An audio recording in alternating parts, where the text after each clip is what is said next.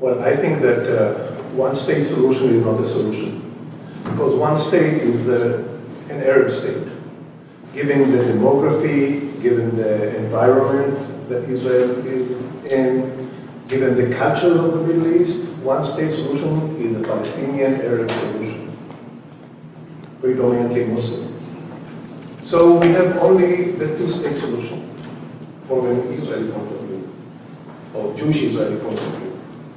And this could be done by two options. One is unilateral withdrawal, or unilateral delineating the final borders of Israel, as Asher Sasser advocated a few days ago in a lecture, beautiful lecture that I attended, or do it through an agreement. Unilateral solution will not work. We had a unilateral withdrawal from Gaza, and we know how it ended.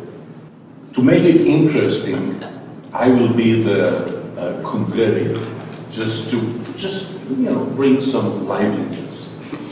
So I will try to oppose everything that you said, even though I agree with you. But just again, let it be interesting. So let's start with this.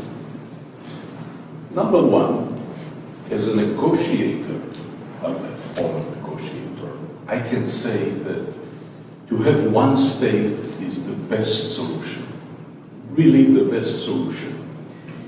You don't need to decide the fate of Jerusalem, because it will be the joint capital of the one state. You don't need to decide where the border will pass, because there will be no border, one state. No need to deal with issues of refugees. They can come, it's one state. No need to deal actually with any of the very difficult questions. It's like one state, hey, let's do it. One page agreement, so I'm all for it. Easy to be done. Of course, this means eternal war, but that's later. Now, it's the best solution. I was just spending time in places like Ramallah and Bethlehem, and from all of the Palestinians with whom I spoke, who are my generation, who tend to be secular, left of center, they are not advocating a partition at all anymore. They are not talking about two states. They are talking about, and they use the term interchangeably, binationalism and a one-state solution.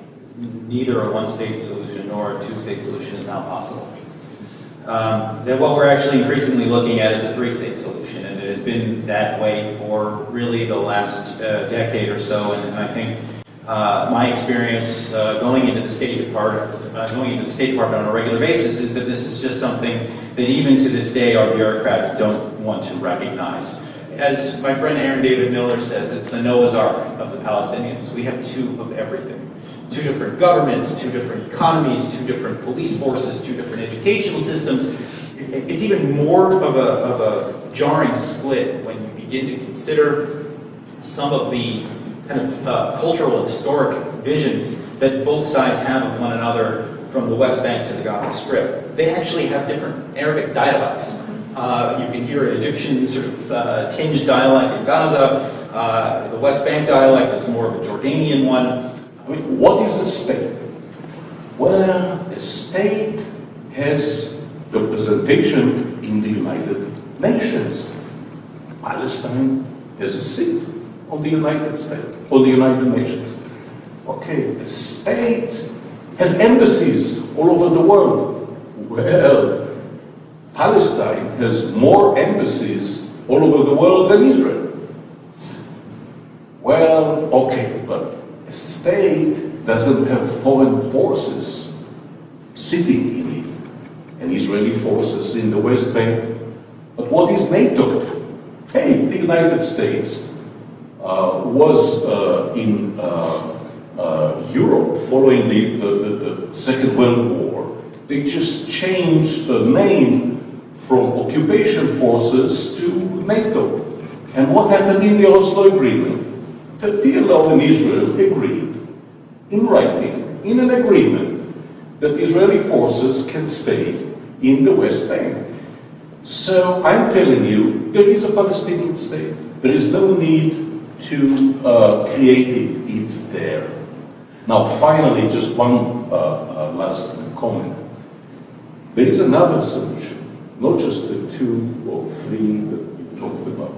And unfortunately, it is the current situation. If you go back to the Menachem Begin's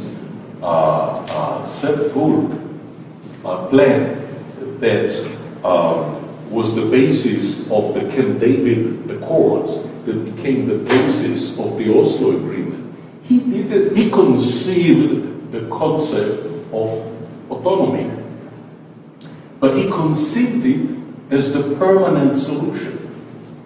It was only Jimmy Carter, it was only Jimmy Carter who twisted Menachem Begin's hand in Camp David, and he agreed that after 5 years there will be, discussions about the permanent status. But Begin thought, well, it takes 2 or 3 to tango. So Israel will be against any change in the status, like the creation of a Palestinian state. So the current situation will be perpetuated. And look what happened. The current situation, the autonomy has been perpetuated. So in a way, this becomes by default the permanent solution, and it is a terrible situation because, it's good for now. It's terrible because by default it will become years or dozens of years down the road to one state. But for now, it's easy for Israelis to swallow this bitter pill because it is sugar-coated with, we don't need to give up anything for now.